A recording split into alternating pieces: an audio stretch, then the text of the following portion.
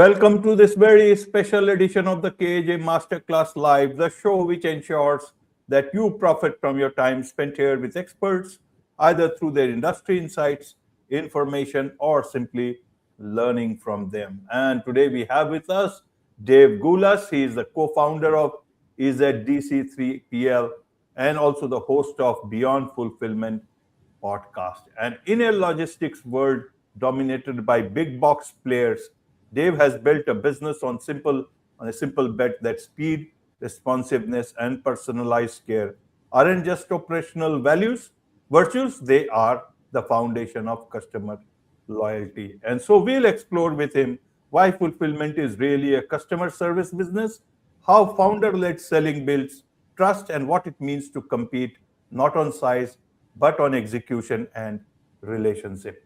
Welcome to the show, Dave. Hey, thank you so much for having me, AJ. I'm excited to be here.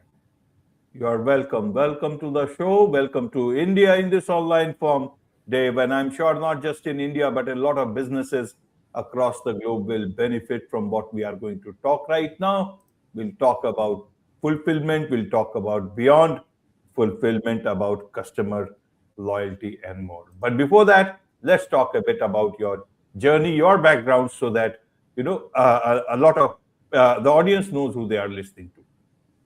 Okay. Yeah, absolutely. So like you mentioned, I'm the president and co-founder of EZDC3PL. We've been in business just over 3 years as a 3PL. We help e-commerce brands with warehousing, fulfillment, and transportation services. Prior to that, I was in the medical/pharmaceutical field for 20 years, primarily as sales, and then later in an executive role. And a good friend of mine from the pharma industry, we were looking to get into another vertical, and we saw opportunity within e-commerce because we knew several e-commerce companies that were having issues with their 3PL in terms of orders not shipping on time, just getting really poor customer service and very slow responses. And our brand of service from the pharmaceutical industry is very different, meaning we're dealing with small businesses every day. Everything's urgent, all the medicine's going overnight, and things constantly are going wrong. So you have to be willing to solve problems on the fly. You have to respond quick. You have to make sure people's orders get to them because the patients need the medicine. So we're just used to that type of way of operating within business. It's just automatic. And what we saw within e-commerce is there was a lot of complacency, particularly from big box providers. And like you mentioned, particularly with small businesses, right? Speed, service, taking care of your customers are just so important in the foundations of really building and scaling it and having customers come back. So we saw opportunity within that industry, and we jumped in and did it. And 3 years later, here we are. Absolutely, Dave. So which are the sectors in terms of that you service? You talked about pharmaceuticals. Is it only about the pharmaceuticals or many other, anything that you get, you work on that? Well, yeah. So with the 3PL, we don't do anything pharmaceutical related. We primarily do things like beauty, nutritional supplements, home goods, like smaller items that can fit in a small box and ship parcel. And typically direct to consumer Shopify sellers, shipping anywhere from 1,000 to 10,000 orders a month. That's really our ideal customer. Absolutely. What does EZDC3IPL especially, what does that mean for a common person who is not related to the field, knows about logistics, knows about fulfillment, but does not know about this? Well, yeah. So EZDC, really, it's just we're easy to work with. We're easy to do business. I mean, DC is really for distribution center, and then 3PL stands for third-party logistics. But so often, what we find is, like in the 3PL industry, there's about 10,000 of them in the US. And so often, if people aren't familiar with shopping around for a 3PL or they haven't used one before, it's very easy to kind of confuse and think it's just a commodity and really all are the same. But there's a vast, vast difference in terms of the way they operate, the way they service the customers, the technology stack. So we just really aim to create an outstanding customer experience, because at the end of the day, your fulfillment partner, your 3PL, is an extension of your business. So they can literally make or break your e-commerce brand. And so often we find that companies don't really appreciate how important it is to have a good partner until they've had a bad partner. And there's a lot of those people out there that have had that experience. I mean, I talk to them literally almost every day. Absolutely. So there must be hundreds of competitors in your industry for you. How do you differentiate between, because everyone realizes in today's time that speed is important, especially certain segments, especially as you said, pharmaceuticals you need, but I don't know whether you do much of that or not, but even in any other product, people do need their product fast, especially after experiencing Amazon and other e-commerce platforms. They are accustomed to getting their products much uh, faster. It's not better than Amazon, but at least as fast as them. How do you differentiate yourself from your competitors, where your competitors might be also knowing the very fact? Yeah, well, again, it's appearing on shows like that. Like, I do a lot of guest appearances on podcasts. I do a lot of content marketing on LinkedIn. As you mentioned earlier, I have my own podcast where I interview entrepreneurs about what their journey is really like, to give the raw, unfiltered truth of what it's like to be an entrepreneur.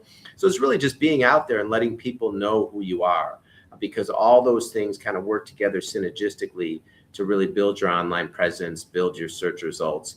Because so often when people are searching, I mean, they may use a matchmaker, they may just do online searches, they may use AI, so you really never know how people are going to find you. So it's really trying to build that omnipresence. And particularly in our industry, right, so many of the competitors operate as faceless, nameless brands. And these e-commerce brands, oftentimes their inventory is their biggest asset and really their whole livelihood. So if they're going to trust you to basically send their inventory into your warehouse to really stay there and be their fulfillment partner, they want to know who they're dealing with. I find, particularly the markets we serve and those e-commerce brands that I mentioned, they're often small businesses, and I'm usually dealing with the actual founder themselves. So building that trust and really being out there online, I feel is critical when you're building a company like ours. Absolutely, Dave. So when you are doing fulfillment, what are the services for your clients that is included in them? Is it only, do you also provide only logistics or only fulfillment? How does that work for your clients?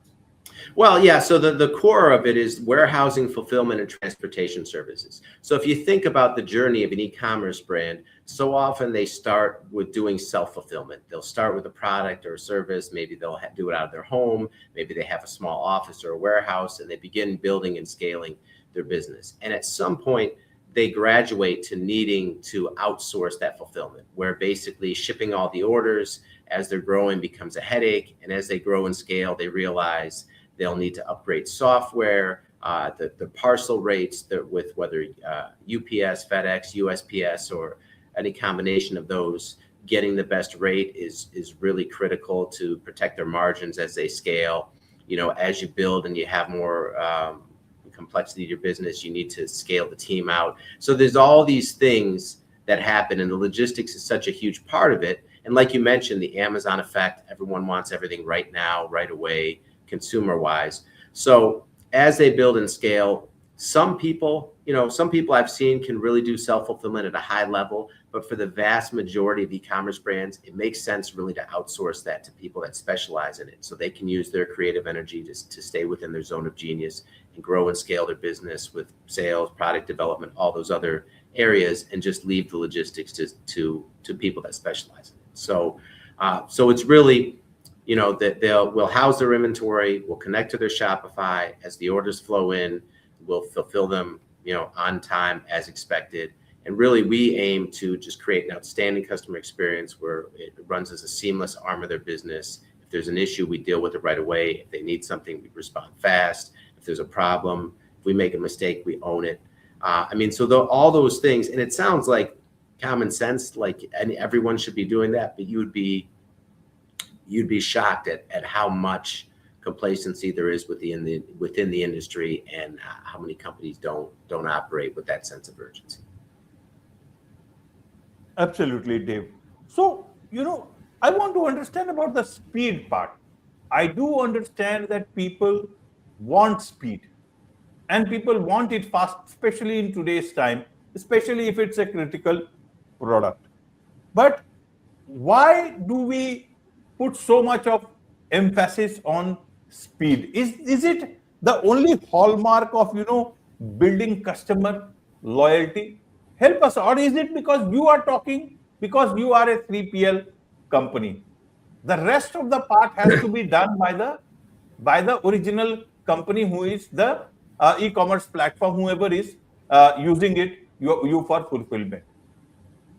Well, again, right? Every company is different. Everyone has a different product, service, a different offering. So really, like you mentioned, the actual speed of what their customers are expecting, it's really up to them to set expectations. But for our part, meaning like we have clear expectations about if the orders come in before noon central, they're going to ship same day. If they come in afterwards, they'll ship the same business day. Sometimes we get them out sooner depending on the workload. If there's a issue, right? If there's a problem, if the brand needs something, if something's not working right, we have a system to where we can respond to them quickly, and they know exactly what to expect if there is an issue or a challenge, who to contact, and how that interaction will go. So from what we've seen too, right? Like so often competitors or other companies, maybe it'll take days for orders to go out. Maybe there's just a support inbox and the response literally takes days to get back to the customer if something's going wrong. And I've heard that frustration from other e-commerce brands over and over and over again. And funny, we're even talking about this because I'm actually experiencing something like that as a consumer actually right now, to where I found and I don't want to, mention the company name, but I found a product that was highly recommended by someone that I follow and that I respect their advice. I said, I want to try this product, and I got it on a subscription basis. It's not available on like an Amazon or anywhere else. You have to get it direct through the company. And, I placed the order, and the process is taking from when I place the order, it's not even shipping for like a week. So I'm literally going to kind of look up where it's coming from and just kind of see. And I'm actually going to get in touch with that brand and say, hey, just FYI, from a consumer perspective, you might want to tighten this up, because I'm just kind of like, really, it really shouldn't take this long. And again, right? So consumers, they want it fast, they want it now. And when an e-commerce brand is building and scaling their business, that customer retention and that customer experience for them is everything. So if you have a partner that's not really operating with a sense of urgency, not taking it seriously, kind of not giving the brand, just a positive experience as a fulfillment partner, that literally can have detrimental impact to that e-commerce brand. So I guess that's what we're saying. It seems automatic. It seems like if you're in this business, you want to get your orders out right away. You want the customers to be happy. You want to continue to service your customers well and grow and scale and deliver on the promises you made. But and again, doing that, it's easy to say, but again, doing that is not easy. So, right, we have a staff, we invest in technology, we have to make sure people come in and do their work every day. And yeah, we experience challenges and problems, but it's just that commitment to excellence that, that we offer in terms of giving our brands what they, delivering on the promises that we made. And again, right, sounds like if you're in business, you should be doing that. But so often we see that's not happening. And that's a big competitive advantage we feel that we have. Absolutely, Dave. So what are the challenges that you face in your day-to-day operations? Because see, your clients, their customer satisfaction will lead to their brand customer loyalty, and your working will lead to your clients being satisfied. That will lead to your customer loyalty. How do you manage these things? Means, how do you manage the challenges? What are the challenges that you face, and how do you manage those? Well, I mean, it all starts with the team, right? So we have a phenomenal team. And again, we've been in business 3 years. We've certainly had some growing pains. We've made some mistakes early on. Probably in the beginning, we tried to do too much with too little. We certainly learned from that. So, I mean, we work with a recruiter, particularly for our higher level positions, to find that top talent and people that align with our mission. And we've been very fortunate to find some absolute rock star management people and people that really are aligned with our mission and really are excellent at what they do, and they really care about the customer experience. So it all starts with the team and our culture, and that from the top kind of translates down to every position. And again, we meet every day with the key people and go over the priorities for the day, the challenges that we have, any problems that we need to solve, any urgent issues that need to be taken care of. We discuss that every morning as a team. Other challenges, space for a 3PL is always an issue. So you certainly want to have enough. You don't want to have too much. And then as you're growing and scaling, we're dealing with that right now in terms of getting more space and making sure you negotiate the right deal, you're properly set up. Technology, right? We've got a phenomenal WMS partner that really we feel they're excellent at what they do, and they support us very well. So tech is important. Again, labor, there's always challenges there, but we've been able to handle that pretty well. And then again, as you're growing and scaling, it's the most important, again, I talk about this a lot, but the most important aspect as a founder, I believe, as you're scaling a business, is being able to sell and enroll new customers. So that's certainly something I focus heavily on and I'm involved in. So and right now in Q1, Q2 is a very busy sales season in the 3PL industry. That's when most people make a move within, if they're going to be switching warehouses or bringing on a new fulfillment partner. So I'm very busy with that as we speak. And just every day it seems like there's issues, challenges running a small business, but that's what you signed up for. So again, you deal with everything as it comes each day, and you keep making progress, keep moving forward, and that's what it is. Absolutely. So in your company, which is your biggest strength? Is it the people? Is it the software? Or is it is it what you bring as a founder? I mean, I would say it's the people, it's our team, but again, all those things interact synergistically, meaning, right, like our mission, right? And again, I'm the voice of the company publicly. So I'm the one out communicating that on all the podcasts and all the content, right? Our mission is to really serve these brands and create an outstanding customer service experience. And so our team has to buy into that, and they do, right? We've been very fortunate to have an amazing team that we've assembled over the years. So they're a critical piece of that. And again, the software is also critical as well, and we've made mistakes with software. We've had several of the wrong softwares until we found the right one. But we've been very fortunate to find a great partner, and they've supported us well, and they really want to see their customers win. So I guess if it all starts with the mission from the founder, but if you stay true to that and you keep getting better every day and you keep learning from your mistakes, I found that all those things will naturally fall into place, meaning the right team members that are going to align with your mission, you'll get them if you're committed to that. I mean, we eventually found the right software partner because we were committed to, making sure that area of our business was tight. And, everything else as we grow and scale, and as we continue to do that, I feel like if we stay true to the mission, all these other things we need to do will naturally align. What about your pricing model? How do you work that out? You have got to provide the best service, as well as you got to also look at the competitors' pricing also. Yeah, so price is certainly a factor, but it's not the only factor. And I always like to have the conversation, especially on the front end, because again, we talked earlier, some people think it's a commodity. It's very easy for people to think of it just as an expense. So I really like to have that conversation on the front end as we start talking to a brand. Like, let's look at this holistically. We're not necessarily going to be the best price across the board. We're not going to be the lowest price. Obviously, we're running a business. We have expenses, and we need to make sure we're profitable as we want the brand to be profitable. But we want them to see this as a long-term partnership and really an investment in their business. And so it's not about just, getting the lowest possible price. And then, because again, if you want the lowest price, you can find someone cheaper than us, but is that going to be the right fulfillment partner for your business? So often, if people promise a low price, they're gonna compromise on certain aspects of quality. So we like to have that conversation up front and just make sure that there's Obviously, price is important. We want everyone to be making money, but at the same time, we want to make sure we're aligned with their mission. They are comfortable with us. We know we're a good fit, and that they want to have a long-term partnership and grow and scale with a company like ours. So I guess I hope that answers your question.